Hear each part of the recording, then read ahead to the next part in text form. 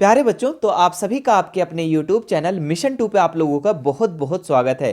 तो बच्चों, मैं हूं कैफ सर और आज हम क्लास 9th का विज्ञान का model paper weekly test model paper set 3 को करने जा रहे हैं। और ये जो मॉडल पेपर है आपके वीकली टेस्ट के लिए यानी आज के टेस्ट के लिए बहुत बहुत ज़्यादा इंपॉर्टेंट है। तो आप इस वीडियो को शुरू से लेकर अंत तक ज़रूर देखना और अपने उन सभी साथियों को शेयर ज़रूर कर देना जो क्लास 9th में होंगे और वीकली टेस्ट की तैयारी कर रहे होंगे और साथ साथ में फाइनल एग्जाम की भी तैयारी कर रहे होंगे। मेरे प्यारे बच्चों, इससे पहले हमने विज्ञान का मॉडल पेपर सेट 1 और सेट 2 अपलोड कर दिया है। यदि आप उसे नहीं देखे हैं तो इस वीडियो को देख लेने के बाद, इस सेट को देख लेने के बाद आप उन दोनों वीडियो को जरूर से जरूर देख लेना। तो चलिए फिर वीडियो को शुरू करते हैं और इसके जितने भी महत्वपूर्ण सवाल दिए गए सभी सवालों को हम लोग एक एक करके देखते हैं। देखिए, इसका जो सबसे पहला क्वेश्चन है क्या है, किसी वस्तु की गतिज ऊर्जा के लिए व्यंजक है। ठीक है, तो किसी वस्तु की गतिज ऊर्जा का व्यंजक क्या है बच्चों, mgh 1/2 mv² W/T या FD। ठीक है, तो आप लोगों को हम बहुत बार बता चुके हैं गतिज ऊर्जा का व्यंजक। ठीक है, kinetic energy is equal to क्या बताए थे, 1/2 mv²। ठीक है, ये आपका गतिज ऊर्जा का फॉर्मूला होता है। तो ऑप्शन नंबर 20 का बिल्कुल राइट हो जाएगा, 1/2 mv²। चलिए बढ़ते हैं नेक्स्ट सवाल में हम लोग। क्या है, निम्नांकित में से कौन ऊर्जा की इकाई नहीं है। ठीक है, तो जूल, न्यूटन पर मीटर, किलोवाट, किलोवाट घंटा। तो जूल भी आपका क्या है बच्चों, ऊर्जा की इकाई है। ठीक है, किलोवाट भी है, किलोवाट घंटा भी है, लेकिन न्यूटन पर मीटर नहीं है। ठीक है, न्यूटन पर मीटर नहीं है बच्चों, तो ऑप्शन नंबर 20 का राइट हो जाएगा। ठीक है, न्यूटन मीटर है, ठीक है, न्यूटन मीटर है, लेकिन न्यूटन पर मीटर नहीं है। ठीक है, तो ऑप्शन नंबर 20 का राइट हो जाएगा। चलिए आगे बढ़ते हैं हम लोग नेक्स्ट सवाल।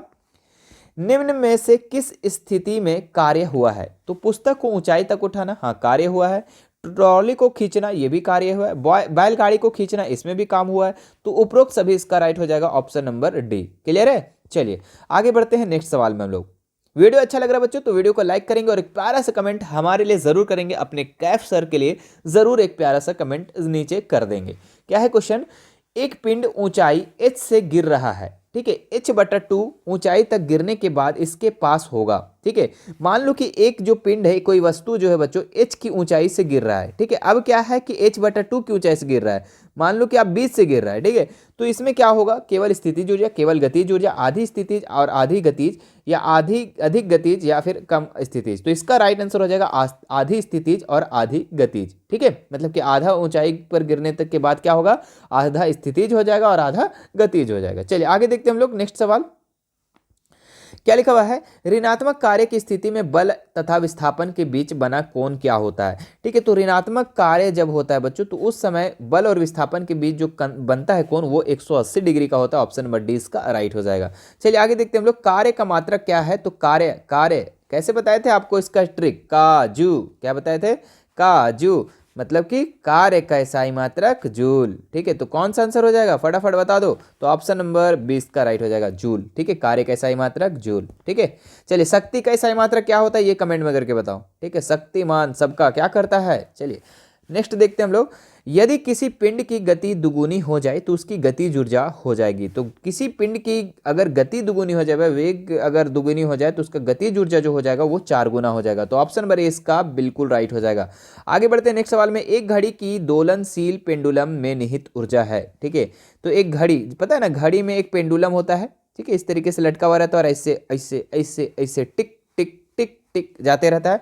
तो ये पेंडुलम जो है ये कौन सी ऊर्जा इसमें निहित है।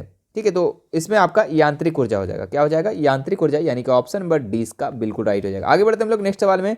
किसी पिंड की स्थितिज ऊर्जा निर्भर करती है उसकी, किस पर निर्भर करती है बच्चों, स्थिति पर, विन्यास पर, स्थिति और विन्यास दोनों पर, या फिर द्रव्यमान औसत पर। ठीक है, तो इसका जो राइट आंसर हो जाएगा 9 नंबर का, सी नंबर, स्थिति और विन्यास पर। चलिए आगे देखते हैं हम लोग नेक्स्ट सवाल। एक लड़का 5 किलोग्राम, ठीक है, 5 किलोग्राम वजन का बैग भूतल से, भूतल मतलब कि जमीन से 2 किलोमीटर ऊंची मंजिल में ले जाता है, उसके द्वारा किया गया कार्य क्या होगा। ठीक है, तो इसका भी एक क्या होता है बच्चों फार्मूला, इसका फार्मूला होता है mgh। क्या होता है, mgh, m, जहाँ की m मास कितना दिया हुआ है 5, ग्रेविटेशन 9.8 होता है बच्चों, कितना होता है 9.8, लेकिन 9.8 होता है, लेकिन हम लोग इसको अप्रॉक्स में करके 10 मान लेंगे। ठीक है, और h कितना है, कितना ऊंचाई तक ले गया जी, 2 किलोमीटर है, तो 2 से गुना कर देंगे तो कितना हो जाएगा, 5 दूनी 10, 10 पचे 50 और 50 दूना 100, यानी कि 100 जूल इसका आंसर हो जाएगा, यानी कि ऑप्शन नंबर सी इसका बिल्कुल राइट हो जाएगा। चलिए आगे देखते हैं हम लोग। अब कुछ सब्जेक्टिव सवाल दिए गए हैं, सब्जेक्टिव सवाल को भी हम लोग देख लेते हैं। औसत शक्ति को परिभाषित करें। औसत शक्ति किसको बोलते हैं बच्चों, ठीक है। तो देखिए औसत शक्ति को हम कुल उपयोग की गई ऊर्जा को कुल लिए गए समय से विभाजित के प्राप्त कर सकते हैं। मतलब कि औसत शक्ति को हम लोग निकालने के लिए बच्चों, जो कुल उपयोग की गई ऊर्जा है, मतलब जितना उपयोग ऊर्जा किया गया है, ठीक है, उसमें से अगर हम कुल समय को डिवाइड कर दे, विभाजित कर दे, तो वो हमारा औसत शक्ति हो जाएगा, ठीक है। तो इसके अनुपात को हम लोग ऐसे भी लिख सकते हैं कि कुल उपयोग की गई ऊर्जा और कुल समय लिया गया, ठीक है, उसके अनुपात को हम लोग औसत शक्ति कहते हैं, ऐसे भी हम लोग लिख सकते हैं, ठीक है। तो औसत शक्ति का फॉर्मूला यहाँ लिख देंगे, कुल उपयोग की गई ऊर्जा बटा कुल लिया गया समय, ठीक है। तो आप लोग इतना नोट कर लो और इसको लिख देना आप लोग। आगे बढ़ते हैं नेक्स्ट सवाल में। 1 जूल कार्य को परिभाषित करें। 1 जूल को परिभाषित करना बच्चों, यदि किसी वस्तु पर 1 न्यूटन बल लगने पर वस्तु बल की दिशा में 1 मीटर विस्थापित हो तो किया गया कार्य 1 जूल होगा। मतलब कि अगर बल भी 1 न्यूटन लगा, ठीक है, अगर मेरे प्यारे बच्चों बल भी आपका 1 न्यूटन लगा, ठीक है, और विस्थापन, ठीक है, इसमें जो विस्थापन हो वो भी आपका 1 मीटर हो, ठीक है, विस्थापन जो है बच्चों दूरी वो भी आपका 1 मीटर हो, तो इसमें जो किया गया कार्य होगा वो 1 जूल के बराबर होगा, ठीक है। तो आप इसको नोट कर लेंगे। आगे बढ़ते हैं। ऊर्जा संरक्षण का नियम क्या है। तो ऊर्जा संरक्षण के नियम, ऊर्जा ना तो पैदा हो सकती है और ना ही नष्ट हो सकती है, ठीक है। ऊर्जा संरक्षण का नियम यही कहता है कि ऊर्जा जो है यह ना पैदा लेती है ना नष्ट हो सकती है, यह केवल एक से दूसरे रूप में बदली जा सकती है, ठीक है, एक रूप से दूसरे रूप में बदली जा सकती है। तो ये आपका इसका आंसर है, नोट कर लेंगे। आगे बढ़ते हैं हम लोग नेक्स्ट सवाल में। क्या है, निम्नलिखित स्थितियों में ऊर्जा के परिवर्तन का नाम बताएं, ठीक है। जब कोई पिंड, ठीक है, 3 क्वेश्चन है यहाँ पे।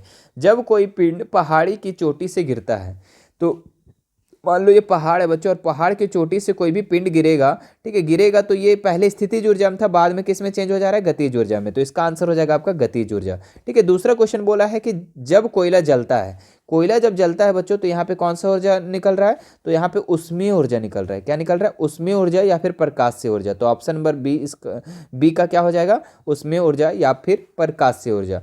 अच्छा, सी नंबर क्वेश्चन क्या बोला, जब पंखा घूमता है। अरे भाई पंखा, आप देखे होंगे पंखा जो है अगर रुका हुआ है तो स्थितिज ऊर्जा, लेकिन ये गोल गोल गोल गोल गोल गोल घूम रहा है तो क्या हो जाएगा, गतिज ऊर्जा। ऑप्शन नंबर सी इसका राइट हो जाएगा, ठीक है। मेरे प्यारे बच्चों, अभी तक हमारे चैनल को सब्सक्राइब नहीं किए तो सब्सक्राइब कर लेंगे, ठीक है, और घंटी का बटन को जरूर से जरूर दबा लेंगे, ठीक है। चलिए बढ़ते हैं हम लोग नेक्स्ट सवाल में। क्या है, 15 नंबर, ठीक है। किसी पिंड की गतिज ऊर्जा के लिए एक व्यंजक प्राप्त करें जिसका द्रव्यमान m हो और वेग के साथ गति कर रहा हो। तो यहाँ पे आपका गतिज ऊर्जा का व्यंजक निकालना है। तो सिंपल से बच्चों आप लोगों को फॉर्मूला बता चुके थे, के ई बराबर 1/2 mv², ठीक है। यहाँ पे हम लोग यहाँ पे के ई लगा सकते हैं, ठीक है, काइनेटिक एनर्जी, ठीक है, kinetic energy is equal to 1/2 mv², ठीक है। चलिए आप लोग स्थितिज ऊर्जा का फॉर्मूला बता दो, ठीक है, स्थितिज ऊर्जा का आप लोग नीचे कमेंट करके उत्तर फॉर्मूला बता दो। हमने पहले भी सेट में इसको करवा चुके हैं, ठीक है। चलिए आगे बढ़ते हैं हम लोग नेक्स्ट सवाल में। जब किसी पिंड का वेग 5 गुना बढ़ जाता है तो इसकी गतिज ऊर्जा में क्या परिवर्तन होगा। तो जब भी कोई भी वेग में बच्चों 5 गुना बढ़ जाएगा तो इसकी गतिज ऊर्जा 25 गुना हो जाएगा। कैसे, ये भी आप समझ लो। क्योंकि देखो सबसे पहले आपका गतिज ऊर्जा का फॉर्मूला होता है 1/2 mv², यही ना होता है। अगर नॉर्मल है तो इसी तरीके से हो जाएगा, लेकिन अगर हम वेग में है ना, वेग में हम 5 गुना कर देते, चलो 5 गुना कर देते तो कितना हो जाएगा, m और v के जगह हम कितना बोल रहा है, 5 गुना करने के लिए, ठीक है। तो इसका हम क्या कर देंगे, होल स्क्वायर कर देंगे। तो 1/2 गुना m और 5 25 mv², 25 v²। ये 25 इधर आके हम आगे कर देंगे, ठीक है, क्या कर देंगे, हम आगे कर देंगे 25 को, और यहाँ हो जाएगा हमारे पास क्या बचेगा, 1/2 इंटू mv²। यानी कि मेरे प्यारे बच्चों अगर सिंपल हम लोग ले रहे थे, ठीक है, तो जब सिंपल का गतिज ऊर्जा हो रहा था तो नॉर्मल था, लेकिन अभी हम लोग क्या कर दिए, वेग को 5 गुना कर दिए, तो यहाँ पे देख लीजिए आप 25 गुना हो जा रहा है, ठीक है। तो आप सिर्फ आंसर इतना लिख दोगे तो कोई दिक्कत वाली बात नहीं है, हम आपको समझाने के लिए आपको समझा दिए, ठीक है। अगले देखिए क्या है, 2 द्रव्यमान m और 2m की ऊंचाई h और 2h से गिराया जाता है तो जमीन पर पहुंचने में किसकी गतिज ऊर्जा सबसे अधिक होगी, ठीक है, और क्यों होगी। तो मेरे प्यारे बच्चों आपको पता है कि पहले अगर बात करें, हम पहले का बात करें, ठीक है, पहले द्रव्यमान का, तो यहाँ पे आपका जो दिया हुआ m, कितना दिया हुआ है, m दिया हुआ है, ठीक है। तो इसका जो फॉर्मूला हो जाएगा mgh, ठीक है, क्या हो जाएगा mgh, जिसमें m दिया हुआ है और ऊंचाई h दिया हुआ है, तो यहाँ पे हम कोई चेंजेस नहीं करेंगे। जब दूसरा बार करेंगे बच्चों, तो क्या लिखा हुआ है कि आपको अबर कितना लेना है, m के जगह मास में आपको कितना लेना है 2m, तो 2m लिख देंगे, और g के जगह हम कितना लिख देंगे, तो g का g ही रहने देंगे, और h हमारा कितना लेने बोल रहा है 2h, तो 2h लिख देंगे, तो कितना हो जाएगा 2 दूनी 4 mgh। ठीक है, तो पहले कितना था mgh, लेकिन अब क्या हो गया 4 गुना बढ़ गया, मतलब कि दूसरे है ना, इसलिए द्रव्यमान 2m वाला जो है, द्रव्यमान 2m वाला तक पहुंचने पर गतिज ऊर्जा क्या हो जाएगा 4 गुना अधिक हो जाएगी मेरे प्यारे बच्चों। ठीक है, तो इसको आप लोग नोट कर लेंगे। आगे बढ़ते हैं हम लोग नेक्स्ट सवाल में। कार्य ऊर्जा एवं शक्ति में अंतर बताएं। ठीक है, कार्य ऊर्जा एवं शक्ति में अंतर बताना। चलिए देखते हैं हम लोग क्या है। यदि किसी वस्तु पर बल लगाया जाए और वस्तु बल की दिशा में गति करे तो वो कार्य हुआ माना जाएगा। ठीक है, मतलब कि अगर कोई भी वस्तु पर हम बल लगाते हैं, फोर्स लगाते हैं, और अगर वो बल की दिशा में गति करे, मतलब वहाँ से कुछ ना कुछ विस्थापन हो जाए, दूरी तय कर ले, तो उसको हम लोग मानेंगे कि वो कार्य हुआ है। अर्थात कार्य का बराबर फॉर्मूला क्या होता है, बल इंटू विस्थापन। क्या होता है, बल इंटू विस्थापन, और इसका SI मात्रक क्या होता है, जूल। ठीक है, SI मात्रक भी पूछ रहा था। ठीक है, अब उसके बाद बोला है आपको कि शक्ति का भी आपको बताना है। तो शक्ति क्या है, कार्य करने की दर को शक्ति कहते हैं, सिंपल सा एक लाइन में। अर्थात शक्ति बराबर फॉर्मूला होता है W/T। क्या होता है, W/T। ठीक है, जहां पे W क्या होता है, कार्य, और T बराबर होता है समय, और शक्ति का SI मात्रक वाट। ठीक है, इसको भी याद करने का ट्रिक कैसे बताए थे, शक्तिमान सबका वाट लगा देता है ना। चलिए अब एक्स्ट्रा प्रैक्टिस क्वेश्चन कर लेते हैं, ताकि आपका टेस्ट अच्छा जाए, ताकि आपका फाइनल एग्जाम भी तैयारी बेहतर तरीके से होते रहे। ठीक है, क्या है अगला क्वेश्चन, विद्युत ऊर्जा का एक यूनिट बराबर होता है, तो कितना के बराबर होता है, तो बच्चों ये 3.6 × 10⁻6 जूल के बराबर होता है, तो ऑप्शन नंबर 20 का राइट हो जाएगा। ठीक है, चलिए आगे देखते हैं हम लोग नेक्स्ट सवाल। सभी जैव प्रक्रम के लिए सभी सजीव ऊर्जा कहाँ से प्राप्त करते हैं, तो ये भोजन से प्राप्त करते हैं, ऑप्शन नंबर 20 का राइट हो जाएगा। यांत्रिक ऊर्जा में शामिल है, तो यांत्रिक ऊर्जा में क्या शामिल है मेरे प्यारे बच्चों, तो इसमें शामिल है आपका स्थितिज ऊर्जा और गतिज ऊर्जा दोनों शामिल है, तो ऑप्शन नंबर सी इसका राइट हो जाएगा। चलिए आगे देखते हैं नेक्स्ट सवाल हम लोग। एक लड़का 5 किलोग्राम वजन बैग भूतल से 2 किलोमीटर ऊंची पर मंजिल, अरे ये सवाल करवा चुके बच्चों, चलो फटाफट इसका देख लो कितना आंसर हो जाएगा। 4 का आंसर कितना होगा बताइए, उसके द्वारा तय की गई जो होगा दूरी, वो आपका अरे किया गया कार्य इसका कितना होगा वो आपको बताना है। ठीक है, ये आप लोग को हम ऊपर करवा चुके हैं। चलिए फटाफट इसका कमेंट करके बताओ, देखते हैं कितने लोग ने बच्चों ने ध्यान से देखा है। आगे देखते हैं हम लोग, जब बल विस्थापन की दिशा में लगता है तो किया गया कार्य क्या होता है, तो जब बल विस्थापन की दिशा में लगता है मेरे प्यारे बच्चों, तो किया गया जो कार्य होता है ना, वो आपका धनात्मक होता है, ऑप्शन नंबर 20 का राइट हो जाएगा। चलिए अब लास्ट सवाल एक हम लोग देख लेते हैं। ठीक है, और लास्ट सवाल से करने से पहले मेरे प्यारे बच्चों, ठीक है, आपको अगर फाइनल एग्जाम की तैयारी करना है तो चैनल को हमारे सब्सक्राइब कर लेना और घंटी का बटन को जरूर से जरूर दबा लेना है। आपको हर सब्जेक्ट की तैयारी करवाया जा रहा है बच्चों। ठीक है, आपको बहुत सारे वीडियो आप लोगों को प्लेलिस्ट है ना, प्लेलिस्ट बना दिए हम यूट्यूब पर। ठीक है, प्लेलिस्ट बना दिए हैं, अगर आप प्लेलिस्ट पर जाओगे ना तो वहाँ पे आपको पार्ट वाइज पार्ट आपको वहाँ पे सारा का सारा सब्जेक्ट का अलग अलग मिल जाएगा। साइंस की तैयारी करवाया जा रहा है, मैथ का, सोशल साइंस का, हिंदी का, सारा सब्जेक्ट का तैयारी करवाया जा रहा है। तो आपको क्या करना है, हमारे यूट्यूब पर जाकर प्लेलिस्ट चेक कर लेना है। ठीक है, और डिस्क्रिप्शन में भी लिंक दे देंगे, वो दे देंगे, वहाँ से भी आप देख सकते हैं। चलिए लास्ट सवाल कर लेते हैं हम लोग। जिस वस्तु पर किया गया कार्य किया जाता है उसमें ऊर्जा क्या होती है, तो उसमें ऊर्जा जो होती है वो वृद्धि होती है, यानी ऑप्शन नंबर ए इसका राइट हो जाएगा। ये था मेरे प्यारे बच्चों आप लोगों का मॉडल पेपर सेट 3। ठीक है, ये क्या था आपका सेट 3। मुझे आशा है कि आपको ये वीडियो पसंद आया हो। पसंद आया तो हमारे इस वीडियो को लाइक करेंगे, ठीक है, और चैनल को सब्सक्राइब कर लेंगे अगर अभी तक नहीं किए हैं तो।